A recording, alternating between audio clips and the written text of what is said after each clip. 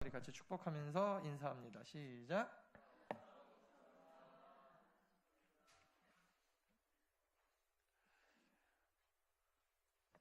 오늘 신앙의 유익 두 번째 시간입니다. 지난주에는 우리 잠깐 감사절이기 때문에 감사에 관한 설교 드렸고요. 첫 번째, 제가 시리즈 얼마나 갈지 모르겠어요. 첫 번째는 신앙은 죄의 중독을 끊는다. 오늘은 신앙은 더 나은 삶을 살게 한다. 여러분, 신앙의 유익을 알아가기 전에 절대 잊지 말아야 되는 게 무엇이냐면 신앙생활의 목적입니다. 신앙생활을 하는 우리가 궁극적인 목표는요, 영혼 구원에 있습니다. 여러분들의 영혼은 다 구원 받으셨습니까? 옆에 분들 보면서 물어보세요. 구원 받아서 축하합니다. 시작. 하여튼 여러분, 교회 다니는데 구원을 안 받았다 그러면은 교회 다녀가지고 일이 잘 되고 자녀가 잘 되고 대학에 붙고 사업이 잘 되고 아무 의미 없어요. 다 된 다음에 내 영혼이 지옥에 가야 될 운명이다. 교회 다니나 마나 한 거예요. 안 다녀도 돼요. 그렇죠? 그래서 신앙생활을 하는 데 있어서 가장 중요한 궁극적인 목표는 여러분들이 영혼이 구원받는다. 구원받는다는 거 어렵게 생각하실 필요가 없습니다. 죽어서 천국 가는 거다. 쉽게 생각하시면 돼요. 나는 지금 당장 죽어도 천국 갈 수 있는 준비가 되어 있는가? 천국은요, 여러분들이 착한 일을 많이 한다고 가는 곳이 아니고, 교회를 열심히 다녀서 가는 것도 아니고, 신앙생활 그냥 아무 생각 없이 뭔가 열심히 하고 있다고 내 영혼이 자연스럽게 천국 가는 거 아니라 그랬습니다. 구원은 믿음으로 이루어집니다. 그래서 예수 그리스도가 내가 구원받지 못하는 이유가 이 죄 때문인데, 모든 죄의 문제를 해결해 주셨다라고 확신이 딱 서요. 그렇게 딱 믿어지는 순간 여러분들의 영혼은 이제 구원에 이르게 되는 것입니다. 이것을 우리는 신앙생활의 가장 궁극적인 목적이. 그럼 끝나는가? 만약에 그것이 끝이라면 여러분이 이 땅을 살아가는데 필요가 없겠죠. 우리가 육체적으로 왜 살아가요? 이미 구원받았는데 목표를 다 달성했는데 죽어서 천국 가는데 굳이 살 필요가 뭐가 있어요? 그죠? 빨리 돌아가시면 되지. 하나님이 여러분 우리를 내버려 두시고 신앙생활을 하게 하신 데는 아직 우리가 죽지 않고 구원은 이미 받았지만 구원 받은 자처럼 이 땅에서 살게 하신 거는 두 번째 이유가 있다 그랬어요. 그게 바로 우리가 신앙생활, 구원받은 자로서 이 땅에서 살아가는 또 하나의 목표입니다. 우리는 육체를 가지고 있기 때문에요. 그러므로 신앙생활을 잘하면요, 구원받은 건 당연하거니와 이 땅에서도 유익이 있는 것입니다. 할렐루야. 그래서 신앙생활하면요, 그냥 어차피 받은 구원이니까 다 포기하고 이것도 안 하고 저것도 안 하고, 그래서 차라리 그럴 바에는 이것도 하고 저것도 하고 그냥 지옥 가는 게 나을 수도 있겠다. 여러분, 그런 게 아니에요. 신앙생활은 여기서 그냥 찢어지게 고생하다가 겨우겨우 천국 가는 게 목표가 아닙니다. 세상이 줄 수 없는, 돈이 줄 수 없고 쾌락이 줄 수 없고 세상에 어떠한 우리가 쫓아가는 그 세상에 어떠한 것도 줄 수 없는 그 놀라운 평안함과, 그리고 하여튼 이 땅을 살아가는데 우리 육체도 어마어마한 유익이 있다는 것입니다. 그래서 신앙은 원래는 포기하는 게 맞아요. 그래서 예수님이 뭐라 그랬습니까?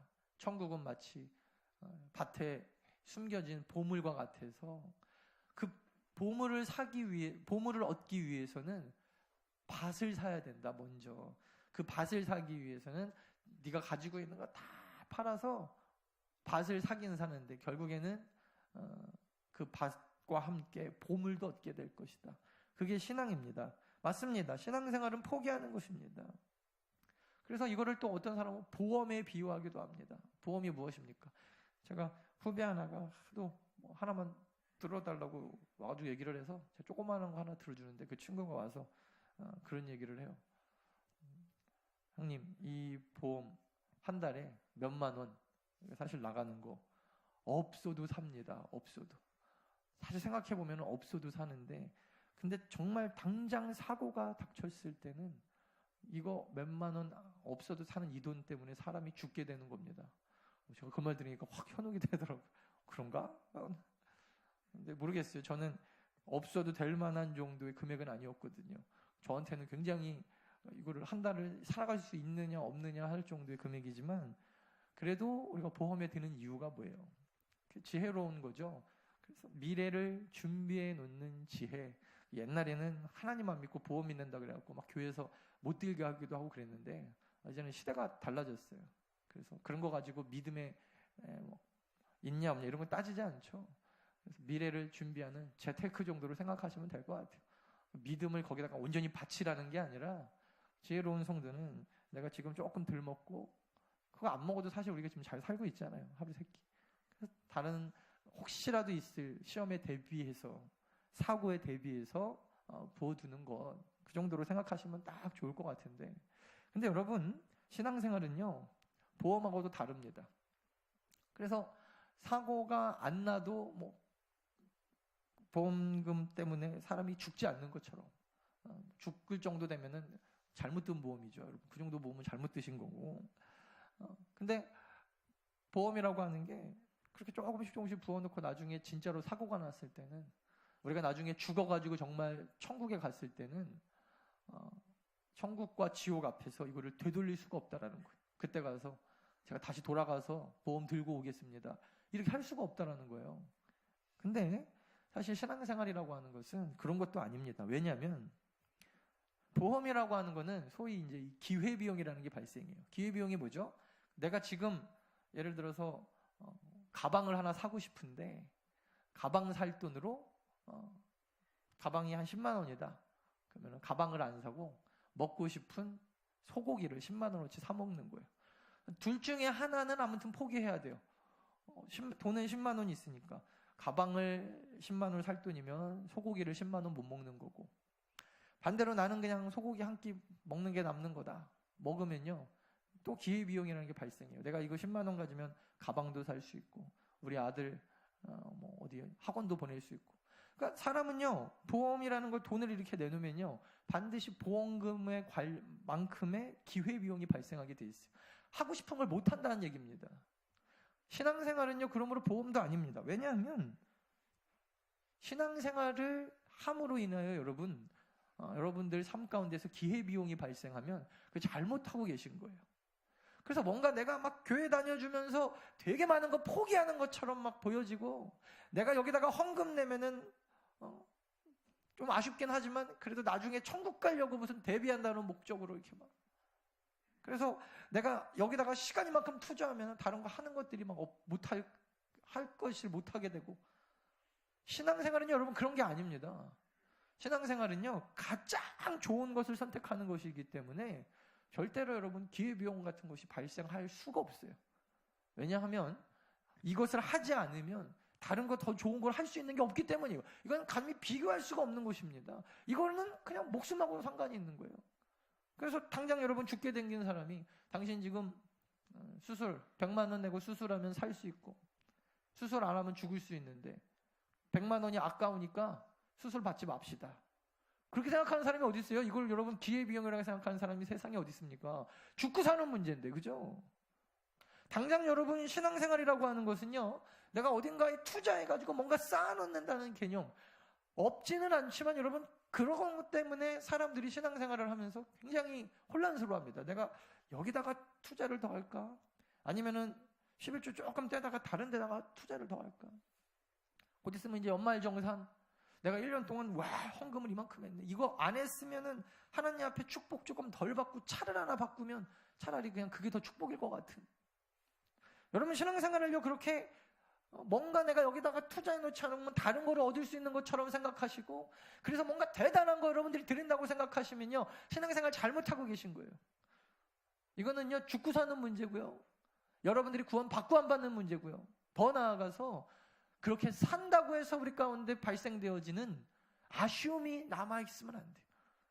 헌금을 더 들여서 아깝고 시간을 들였더니 아쉽고 내가 이 시간에 차라리 어디 가가지고 자기 개발을 하고 무슨 영어 공부를 하고 다른 운동을 하고 그럴 수 있었을 텐데 신앙생활은요 여러분 그 정도 차원으로 비교될 수 있는 문제가 아닙니다. 취미생활이 아니기 때문입니다.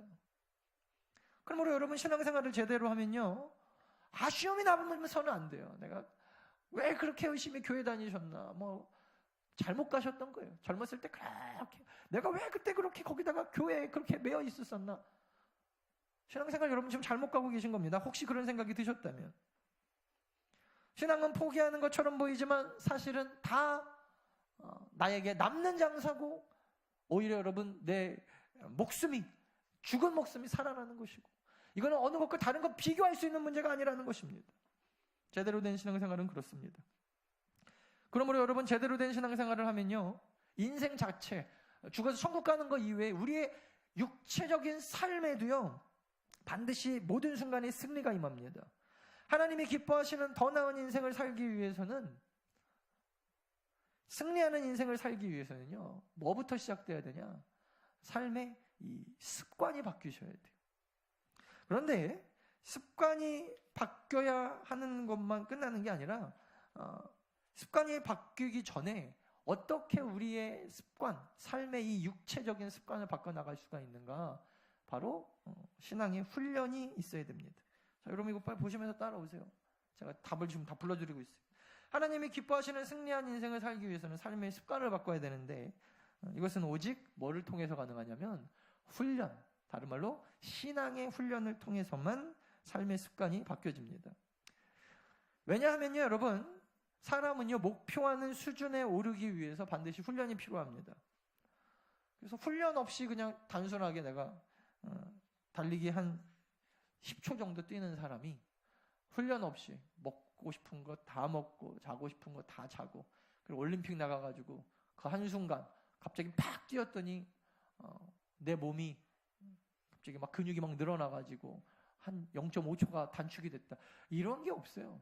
단거리에서는 0.1초 단축하기 위해서 뭐 먹는 것, 또 어떤 그 훈련하는 시간, 훈련의 내용, 이거를 4년 동안 준비를 하는데, 규칙적으로 아주 꾸준하게 0.1초라는 시간 때문에 한 사람의 인생이 아주 그냥 어마어마하게 저렇게 살 수 있을까 싶을 정도로 사람이 자기의 모든 그 욕구를 다 제어하는 거 보시죠.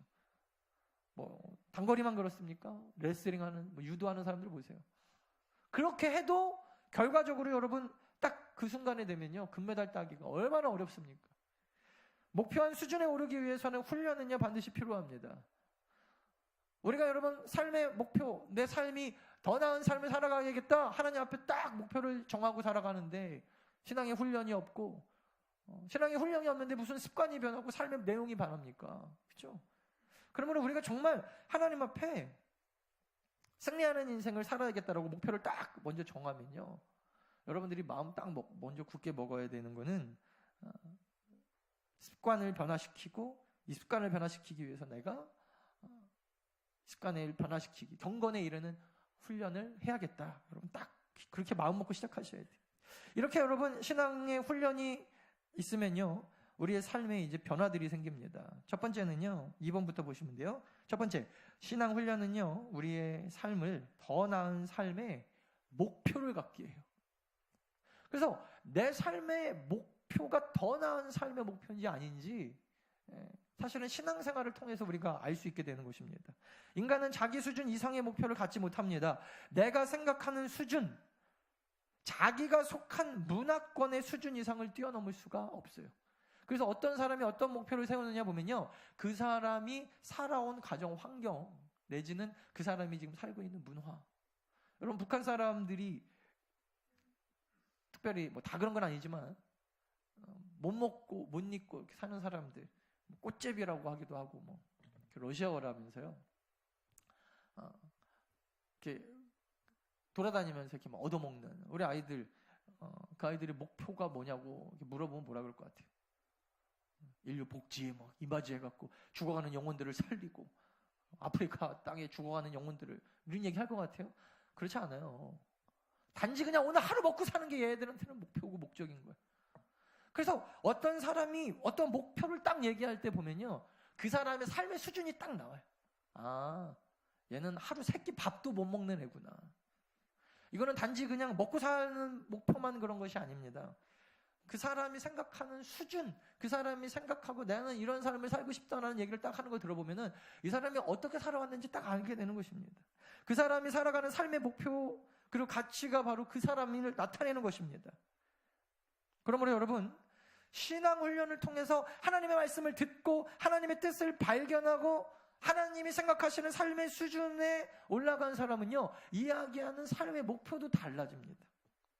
하나님께서 원래 의도하셨던 수준이 있습니다.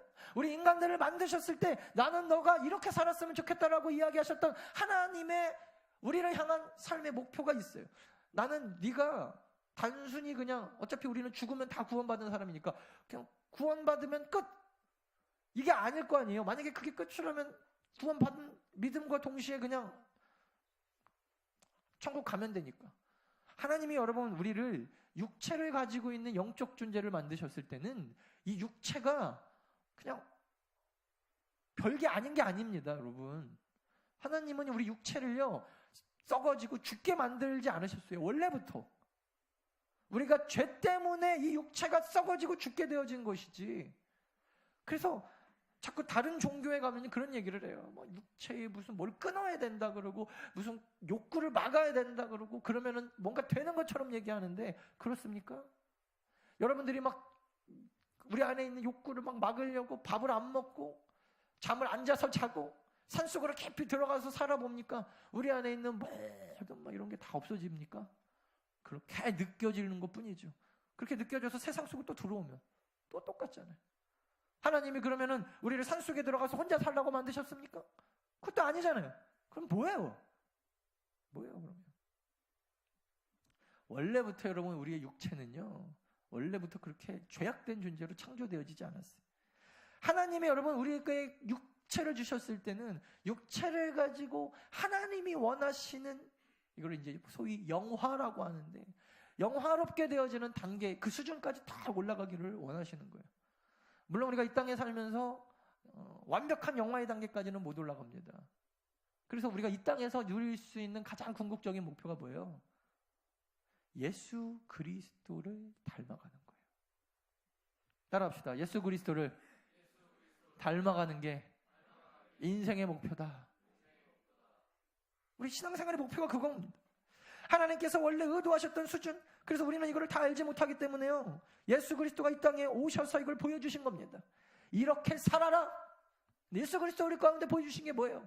부귀영화였습니까? 정치를 잘해가지고 왕의 자리에 올라가는 거였습니까? 아니었죠. 십자가를 만들고 십자가를 치고 십자가를 그리고 그 땅에다 딱 꽂고 마지막에 다른 사람을 위하여 피를 절절 흘리고 돌아가시고 다예요.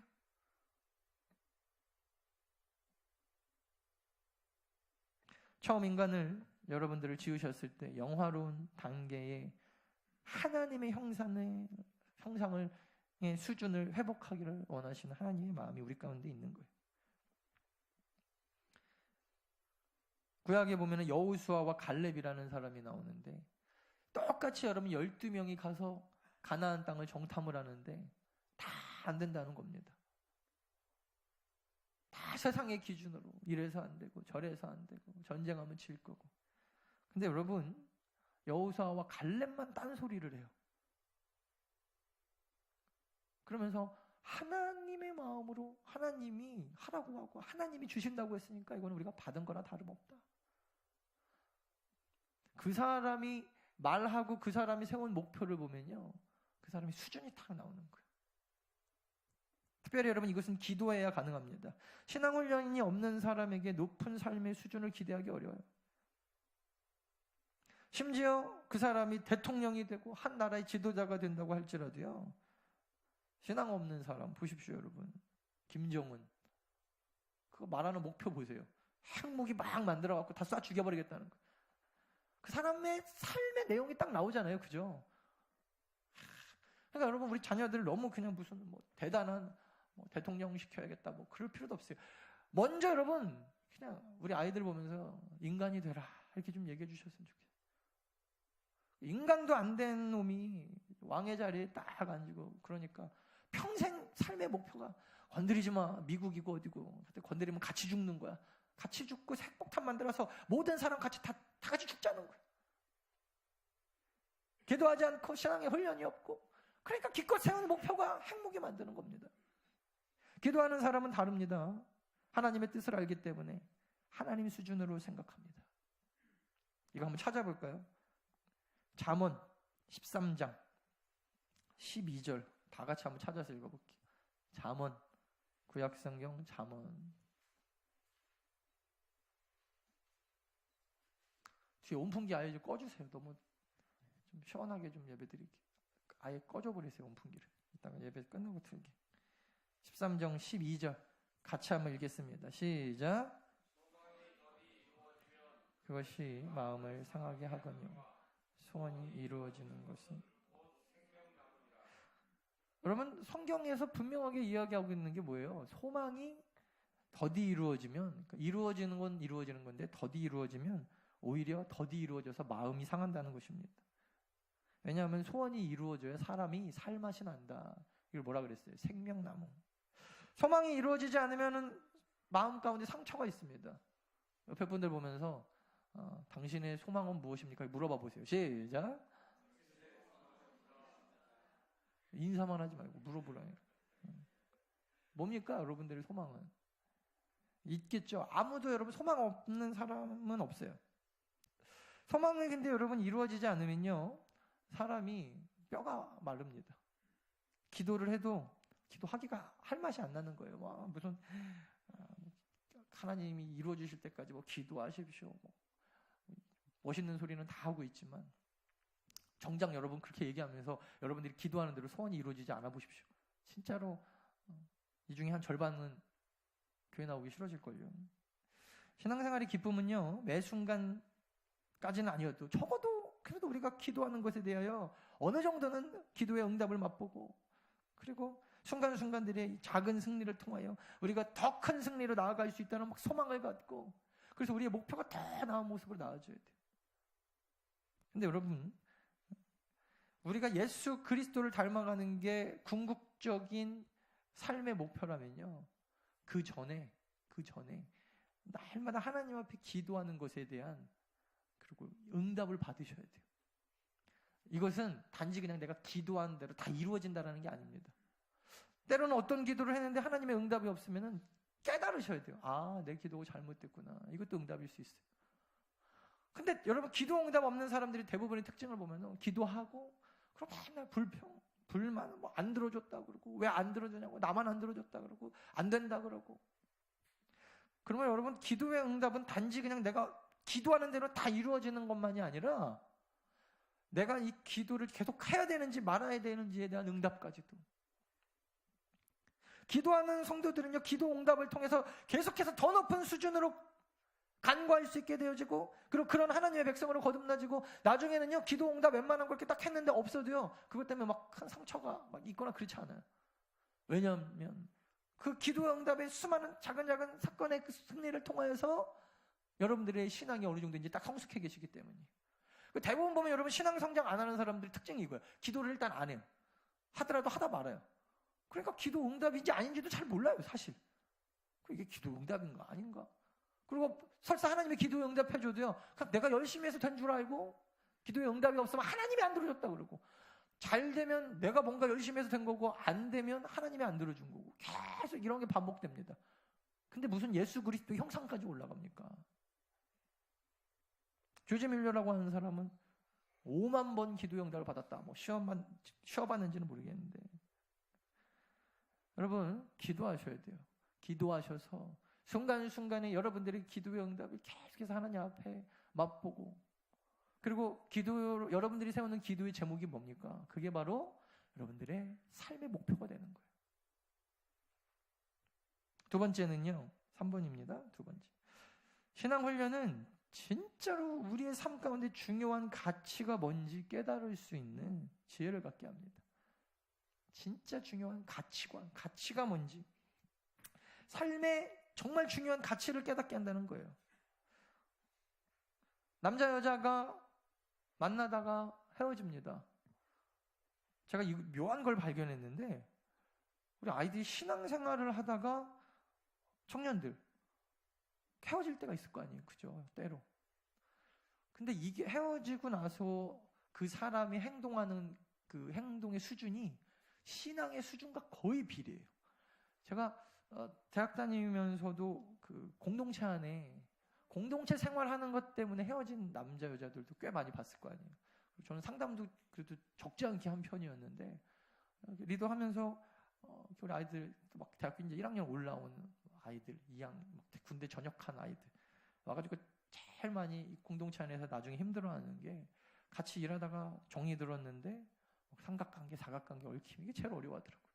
근데 저는 되게 놀라운 게 신앙의 수준이 분명히 올라가면은 헤어질 사람이 안 헤어지고 안 헤어질 사람이 헤어지고 뭐 이런 것 같지는 않고 뭐 그런 것도 하나님 입장에서는 있겠지만 저는 그 정도는 모르겠어요. 근데 분명한 건 헤어지고 나서 그 아이들의 반응이 태도가 이제 완전히 달라져요.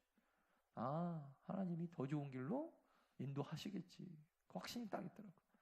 저희 학교 다닐 때 진짜 저애는 꼭 웬만하면 헤어졌으면 좋겠다 했던 자매가 하나 있었어요. 우리가 이렇게 말은 못하지만 쟤는 조금 헤어졌으면 좋겠다. 형제가 참 그 자매의 마음을 많이 아프게 했던, 그리고 인격적으로 많이 성숙하지 않았던 이런 형제였거든요. 그래서 저 자매는 좀 헤어졌으면 좋겠다 했는데 못 헤어져요. 결국 못 헤어지는데 나중에 어떻게 헤어졌나 제가 봤더니 3학년 때, 대학교 2학년 때인가요? 3학년 때 헤어졌는데 이 남자친구 군대 갔다 오고 동갑이었거든요. 둘이 동갑이었는데 군대 갔다 오고 수련회 갔다가 와가지고 헤어지자 그랬다고 그러더라고요.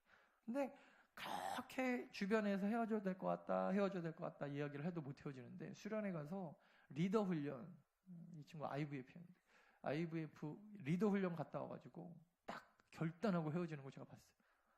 근데 눈빛이 달라져 있더라고요. 깜짝 놀랐어요. 그래서 신앙 훈련이 이렇게 무서운 거구나. 한 사람에게 이렇게 영향을 미치는구나. 둘이는 결혼할 수도 있겠다 이렇게 생각할 정도로 사실은 오래 사귀었었거든요. 근데 다 주변에서 만류했어요. 아닌 것 같은데 너 나중에 후회할 것 같은데. 근데 끝까지 이걸 못 놓더라고요, 이 연을. 근데 리더 훈련 딱 LCP 받고 와서 완전히 딱 달라지는 거예요. 그래서 막 그 청년 남자애가 막 찾아와서 막 행패를 부리기도 하고. 와, 그때 제가 놀랐어요. 그래서 여러분 모세를 보십시오. 성경에 보니까 모세가 히브리서에 보면 이렇게 기록되어 있어요.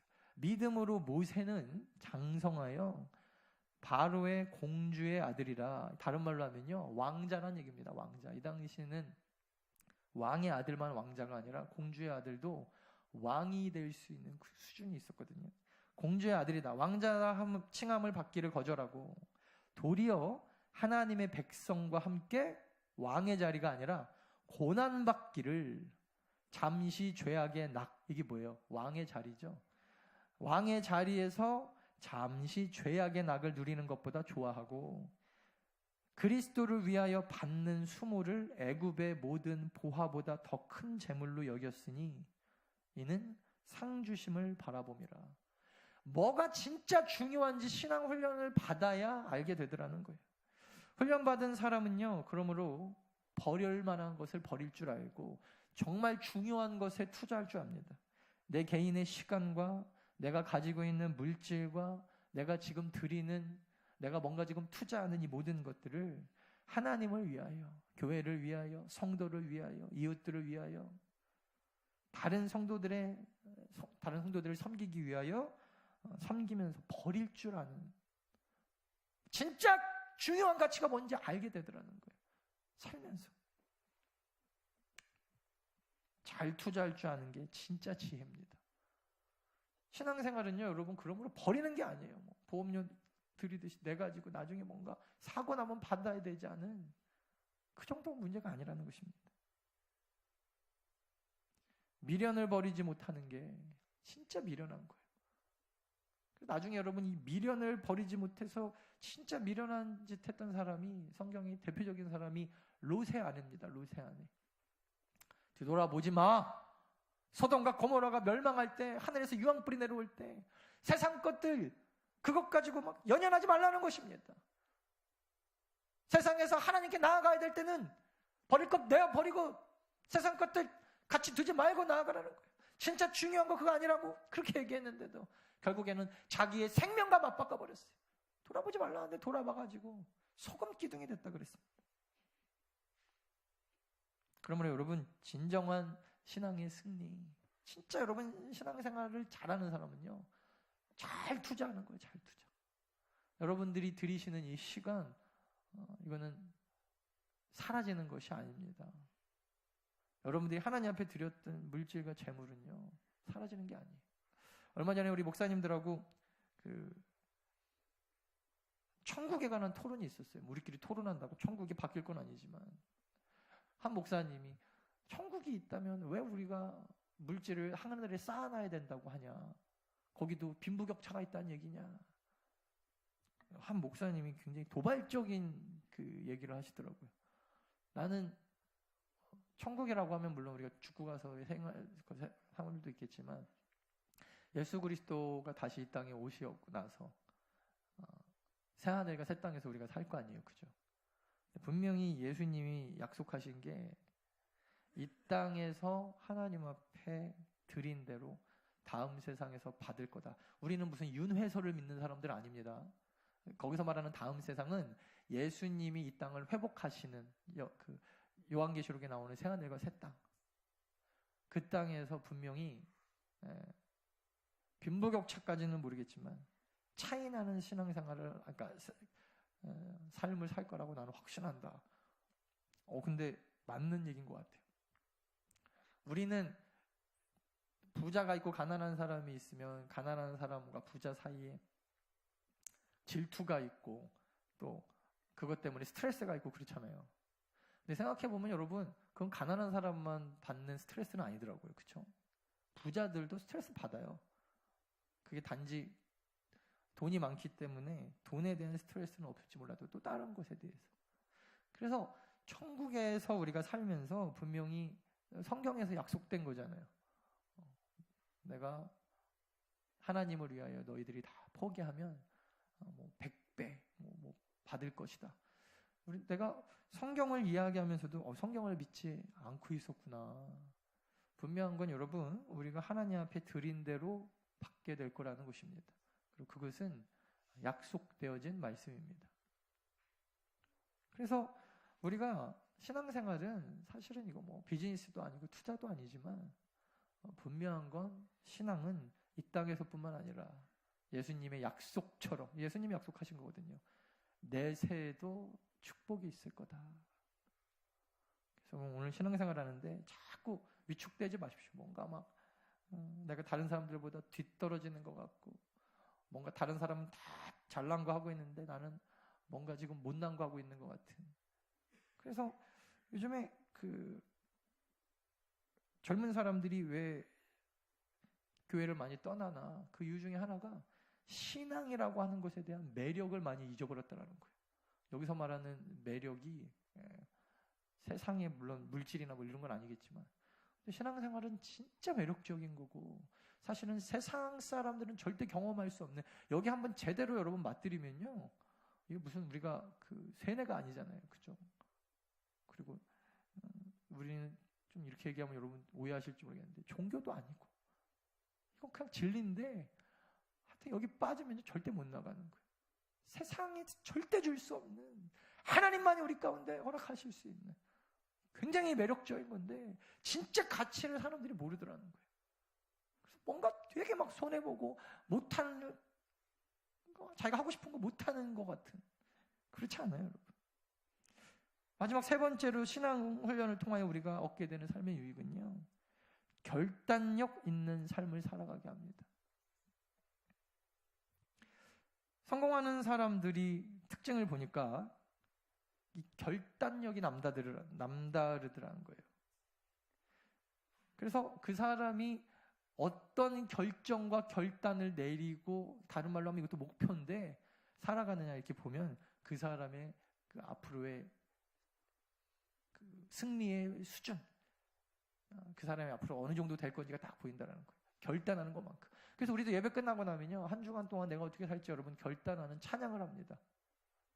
말씀을 가지고 내가 이번에 더 나은 이런 삶을 살기 위해 이런 삶을 살겠습니다. 근데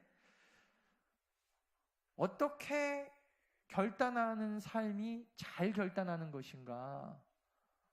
우리 성경을 통하여서 결단을 잘 내리고 승리하는 삶을 이렇게 보니까요, 많은 사람들의 결단은요, 이 미리 하는 거더라고요. 미리. 한 해의 결단을 언제 하는 겁니까? 2017년도의 결단은 2016년도에 해놓는 거예요. 하루의 결단은 언제 합니까? 새벽에 하는 것입니다. 전날 하는 것이고. 미리 결정하는 사람과 현장에서 그 일이 닥쳐서 결정하는 사람은요, 하늘과 땅 차이. 결단은 그러므로 현장에서 가서 하면요, 이미 늦어요. 요즘에 얼마 전에 되게 유행했던 영화 중에 하나가 우리나라에서 또 센세이션을 일으켰죠. 왜냐하면 지금 우리 국정 시국 현상과 비슷하기 때문에. 영화 제목이 셜리 허드슨강의 기적이라는 영화예요. 저는 좀 속성으로 중요한 부분만 좀 빨리 봤는데 이거 하도 유명하길래 사람들이 보라 그래서. 제가 처음에 2009년도에 미국 도착했을 때 이 사람이 하여튼 되게 유명했어요.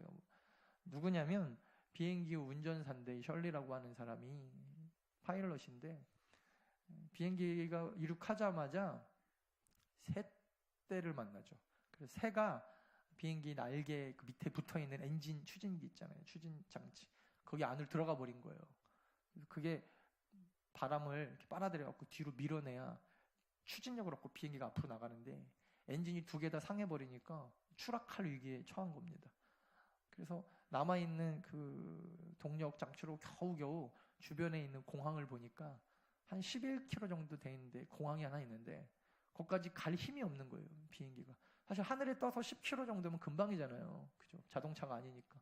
조금만 한 1분만 달려가면 10km 금방 가는데 1분도 채 안 되겠더라는 거예요. 그래갖고 이 기장이 순간적으로 판단한 게, 밑에 보니까 허드슨 강, 뉴욕인가요? 거기가 아무튼 거기 관통하는 우리나라 한강 같은 큰 강이 있더라는 거. 그래서 그 강에다가 임시 착륙을 시키죠. 근데 그렇게 물 위에 착륙시켜갖고 역사적으로 한 번도 제대로 착륙해갖고 사람들이 살아본 적이 없다라는 거예요. 그게 그냥 이론적으로는 가능한데, 그래서 비행기 타면은 바다에 가라앉았을 경우 대비해서 여러분 막 얘기해 주잖아요. 사실 그렇게 해갖고 역사적으로 비행기가 사고 나갖고 그렇게 불시착 해갖고 살은 적이 없대요. 한 번도. 이 사람이 거의 정신병자죠. 그래서 다 주변에 있는 공항으로 가십시오 막 그러는데, 이제부터 이 비행기는 내 비행기입니다. 내가 조종합니다. 그래서 충격에 대비하십시오. 마지막 한마디였대요. 그래서 훈련된 대로 탁탁탁 해갖고 쫙 착륙했는데 다 살았어요. 155명이 다 살아서 이 사람이 하여튼간 맨날 텔레비에 나왔어요. 근데 이제 영화는 그 뒷얘기를 좀 조명을 하는데, 그리고 끝난 줄 알았더니 그렇지 않더라는 거예요. 사람들이 이제 비행기 그쪽 조사하는 데서 나왔어요. 왜 여기다가 불시착을 시켰냐. 가까운데 11km 떨어지는데 공항이 2개나 있었다. 그래서 시뮬레이션을 해보니까 진짜로 그 시간이면 충분히 다른 공항에 딱 착륙시켜도 될 만한 거였던 거예요. 그래서 이쪽 공항 둘 다 컴퓨터 시뮬레이션 결과 착륙이 딱 됐어요. 그래서 이 사람이 영웅에서 하루아침에 비행기 하나 말아먹은, 비행기가 몇 조 막 이러잖아요. 몇 조짜리 비행기 하나를 부숴먹은 아주 그냥 또 역적이 될 뻔한 거예요. 근데 그 비행기 블랙박스를 가지고 마지막에 이제 사람들이 앉아갖고 다 마지막에 그 기장과 부기장이 했던 내용들을 서로 이렇게 막 듣는데, 그 내용을 같이 들으면서 이제 그 사람들이 그 상황이 어땠는지 분석을 해보고 나서 마지막에 이 기장이 한마디 합니다. 컴퓨터 시뮬레이션이 하나 딱 빼먹은 게 있는데, 그게 뭐냐면 막상 사고가 딱 닥쳤을 때 순간적으로 어떻게 대처해야 되는지 자기는 훈련받지 않았다. 그래서 그것까지 이걸 인적 조건을 넣어줘야 된다. 그래서 순간에 어떻게 해야 될지 기장과 부기장이 막 판단하는 그 시간을 몇 초로 주면 되겠냐. 그래서 약 35초 정도를 거기다가 더 줘요. 왜냐하면 어떻게 해야 될지 판단할 시간, 이거는 기계가 아니잖아요. 근데 컴퓨터 시뮬레이션은 새가 딱 부딪혔다, 공항으로 가자, 샥 하니까 성공한 거예요. 근데 사람이 막상 사고 날지 대비하고 있는 사람이 없잖아요. 그래서 자기는 대비가 안 된 상태에서 사고가 딱 나니까 어떻게 될지 몰라서 우왕좌왕하다가 30초 정도가 시간이 흘렀으니까 그 시간 빼고 한번 계산해보자. 그랬더니 30초를 딱 더 주고 나서 그 비행기가 이제는 더 이상 어떠한 공항으로도 갈 수 없는, 그래서 다른 데서 시뮬레이션 해보니까 다 사람이 죽은 거예요. 여기도 땅에 떨어지고 심지어 다른 공항에 가다가 막 빌딩에 부딪히기도 하고. 여러분, 사람이 준비되어 있는 것과 준비되어 있지 않은 것 딱 30초 차이였는데 155명이 살 수도 있고 죽을 수도 있고, 결국 이 사람은 밑에 강이 흘렀으니까 강으로 착륙시켜서 이 비행기가 산 거잖아요. 강이 없었다면요, 죽었겠죠. 그러니까 결국 이 비행기가 살 수 있는 방법은 딱 두 개였어요. 강이 있었으니까 살았고, 또 하나는 이 기장이 내가 새에 부딪힐 거라는 것을 미리 알고 그 30초를 아꼈으면 살 수 있는 거예요. 만약에 그렇지 않았다면 155명과 함께 비행기가 떨어지면서 그 주변에 있는 수많은 사람들이 다쳤을 것이고 죽었을 것입니다. 결국 30초 때문에 사람이 죽고 살더라고요. 30초 때문에. 만약에 여러분 우리가 신앙생활을 하다가 내가 이거를 닥치고 나서 그때 가서 생각해 봐야지 하면요, 이미 여러분들의 영혼은 어쩌면 우리는 지금 구원의 확신 갖고 살아가지만 지옥에 가 있을지도 모르겠습니다. 여러분, 두려운 마음을 갖고 신앙생활 하셔야 돼요. 신앙생활이 왜 유익합니까? 결단력을 내리게 해주거든요. 미리 결단하게 합니다. 다니엘서 1장 8절 보니까 다니엘은 뜻을 정하여 언제 정했냐면 왕하고 싸우기 직전에 정한 게 아니었어요. 태어날 때부터 얘는 유대교의 교육을 받았거든요. 그래서 어렸을 때부터 나는 이렇게 살아야겠다, 삶의 목표와 뜻을 딱 미리 정하고, 그리고 나서 살다 보니까 포로로 끌려가기도 하고 사람들이 유혹하기도 하고 죄 앞에 재물의 우상의 음식을 먹어라 하는데, 이미 다니엘은 뜻을 정하였기 때문에 왕의 음식과 그가 마시는 포도주로 자기를 더럽히지 아니했다라고 성경은 이야기합니다. 여러분, 우리 자녀들이 세상에서 신앙생활과 세상 사이에서 싸우다가 승리하는 게 되는 것은 언제 결정나는 줄 아세요? 미리 다 이미 우리 아이들 마음 가운데 결정나 있어요. 나는 싸움은 지어야 될 사람인지 이겨야 될 사람인지. 닥쳐봐서 내가 그때 결정해야지 하는 건 늦는 거예요. 우리가 딱 결단하고 시작해야 돼요. 나는 절대 이러이러하게 살겠다. 그 결정을 내리지 않으면요, 여러분, 그냥 주일날 아침에 일어나서 시간 되면 교회 가고요. 그날 일이 있으면 가고요. 근데 여러분, 제가 목사인데 주일날 일이 있을까요, 없을까요? 오늘도 사실은 저하고 굉장히 친하게 지낸 한 자매가 미국에서부터 저를 되게 따랐던 자매가 결혼한다고 연락이 왔어요. 내가 막 혼을 냈어요.